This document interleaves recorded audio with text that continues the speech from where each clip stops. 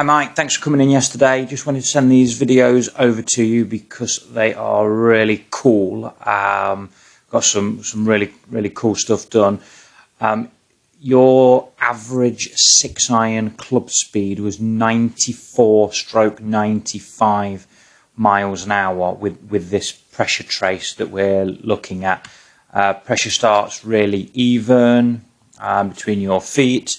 Pressure moves nicely to the trail foot,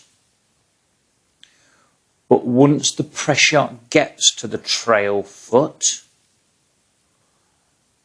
around here, 85% pressure in the trail side, it just kind of hovers in the trail foot, so it just kind of hangs around, doesn't really do anything as your upper body is completing the backswing, and you can see the pressure's just kind of staying around. So from getting the pressure into the trail foot at somewhere here, lead arm parallel to the floor, to completion of the backswing, the pressure just hangs around in the trail foot.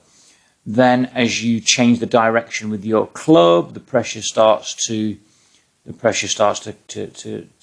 move into the lead foot. This is when you're moving at your fastest, 145 centimeters per second. That's the fastest you move. But what you'll see on the velocity graph here is that just kind of plateaus out. Can you see how kind of flat that is? So there's no spike, there's no acceleration through the floor. It's kind of flatlining.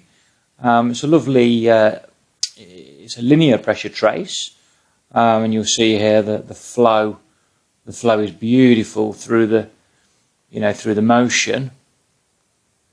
That's beautiful. But for me, we could just improve on this energy transfer in the transition. So, obviously spoke about some counter movement, getting you in and out, what we called, getting you in and out of your backswing. So once we've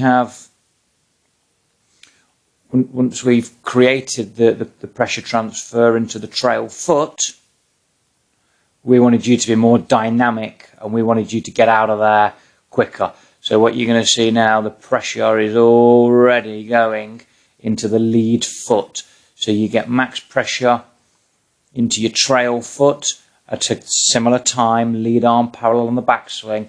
But now you're going to start to counter that movement, and you're going to start to be a little bit more explosive and dynamic with your lower body, and you're already starting to shift pressure much earlier in the transition. Pressure's moving towards the target. As your upper body is completing its backswing, you're putting a little bit more energy into the system. And what you're going to see in the velocity here, we got you to 220 centimeters per second. Wow. From 145. But look at the spike now. You don't flatline at any point. There's a spike. That's when you're moving at your fastest there.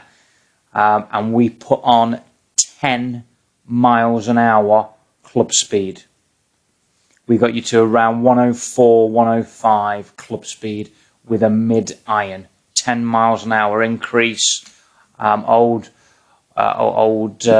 trace was just a little bit static in transition.